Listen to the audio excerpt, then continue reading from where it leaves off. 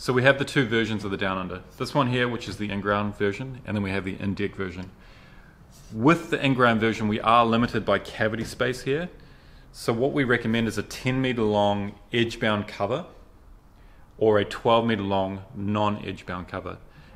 A 12-meter long edge-bound cover can fit in here. It is pretty snug, but the risk is that it is too tight and it is not able to come out. So we generally recommend that 10-meter edge-bound cover. Okay, so when we've got our unit prepped and ready and in position, what we're simply going to do is undo all our screw and grommets within the lid. We're going to remove the lid, set that aside somewhere neat and tidy. Then we're going to get our timber jig that we've designed up here, which is simply going to knock into position. So what this is going to do, we can see here we've got a very nice clean edge against the edge of the frame and a very clean edge on our finished end plate height, which is going to be our finished patio height. So if we're concreting this unit in place, we're going to put our timber jig in. The concrete team are going to form up to this with their trowels, real nice and clean. They're going to run a rounded edge off along here. Once concrete has been set, they're simply going to lift the concrete out and we're going to have a very clean, nice finish to our concrete.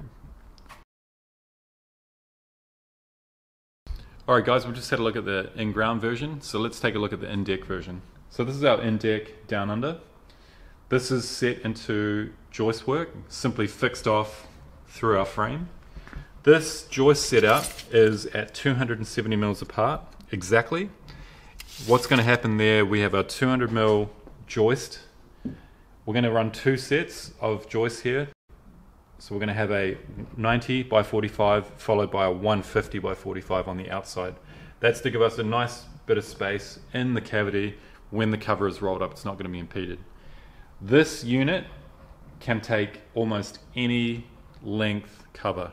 So what we'll do is simply, as an example, if we had a 50-meter long pool, we're going to push the roller down into the cavity so it can take more cover onto the roller. So it's just a simple addition to the frame.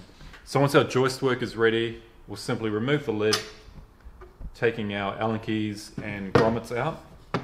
The team will simply screw this off using our fixing points, series of holes through the side here.